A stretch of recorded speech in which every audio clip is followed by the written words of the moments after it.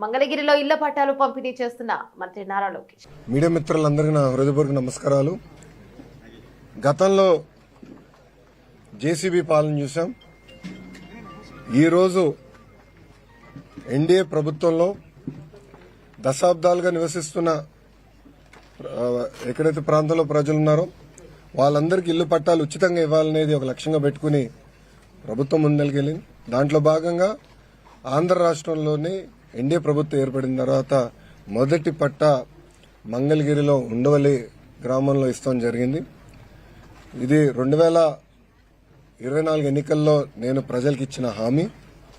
ప్రధానంగా మంగళగిరిలోకి వచ్చే గల వేలాది మంది దశాబ్దాలుగా ఒక ప్రాంతంలో నివసిస్తాం జరుగుతుంది. వాళ్ళందరూ కోరింది ఒకటే, మళ్ళీ మీరు వేరే ప్రాంతాల్లో మమ్మల్ని తరలిస్తే మళ్ళీ మేము అక్కడ ఇల్లు కట్టుకోవాలా, అంతేకాకుండా అక్కడికి వెళ్లాలన్నా రావాలన్నా ఇబ్బంది పడుతున్నాం, మేము ఎక్కడ నివసిస్తున్నాం అదే రెగ్యులరైజ్ చేయండి మాకు అని పదే పదే వాళ్ళని కోరటం జరిగింది. నేను ఆనాడే చెప్పా, గౌరవంగా బట్టలు పెట్టి పట్టాలు ఇస్తానని హామీ ఇస్తాం జరిగింది. కూటమి ప్రభుత్వం ఏర్పడిన మొదటి 10 నెలల్లో మంగళగిరి నియోజకవర్గంలో సుమారుగా 3,000 పట్టాలు మొదటి విడతలో అందజేస్తాం జరుగుతుంది. మీరందరూ ఒక్కసారి చూస్తే 2019 నుంచి నేను ఇక్కడ మంగళగిరిలో పోటీ చేశాను. 5,300 ఓట్ల మెజారిటీతో ఓడిపోతాం జరిగింది. మొదటి రోజు బాధ కలిగింది, కానీ రెండో రోజు నుంచి నాకు కసి పెరిగింది. ఓడిపోయిన దగ్గరనే కష్టపడాలి, ప్రజల మనసు తిరిగి గెలుచుకోవాలి, ప్రజల కోసం అహర్నిశలు సేవ చేయాలి లక్ష్యంతో నేను పనిచేస్తాం జరిగింది. 2019 నుంచి 24 వరకు సొంత నిధులు ఖర్చు పెట్టి దాదాపు 26 సంక్షేమ అభివృద్ధి కార్యక్రమాలు మంగళగిరి ప్రజల కోసం నేను చేస్తాం జరిగింది.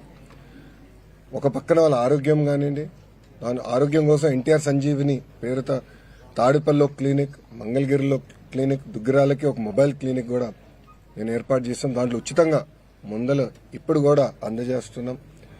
ఊర్లో ఎవరైనా పెళ్లి జరిగితే వాళ్ళకి బట్టలు పెట్టే బాధ్యత మేము తీసుకున్నాం.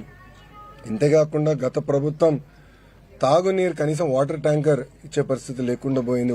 వాటర్ ట్యాంకర్లు పెట్టి ఉచితంగా నీరు కూడా అందిస్తాం జరిగింది. వర్షాకాలం వస్తే కొన్ని ఏరియాలో గత ప్రభుత్వం కొంచెం డస్ట్ వేసేదానికి లేదంటే గ్రావెల్ పోసేదానికి కూడా ఇబ్బంది పడితే అది కూడా చేస్తాం జరిగింది. కోవిడ్ వచ్చినప్పుడు ఆక్సిజన్ అందజేస్తాం, టెలిమెడిసిన్ కానివ్వండి, ఇదంతా చేసుకుంటా వచ్చాం. ఇట్లా 26 సంక్షేమ అభివృద్ధి కార్యక్రమాలు చేస్తాం జరిగింది. అన్నట్టు స్పోర్ట్స్ పెద్ద ఎత్తున మంగళగిరి ప్రీమియర్ లీగ్తో చేస్తాం జరిగింది. 3 రౌండ్లు చేశాం. ప్రతి గ్రామానికి ఒక కిట్ ఇచ్చి పిల్లల్లో పోటీతత్వం పెంచి ఎక్కువ ఒక ప్రీమియర్ లీగ్ ఏర్పాటు చేయాలని చేశాం.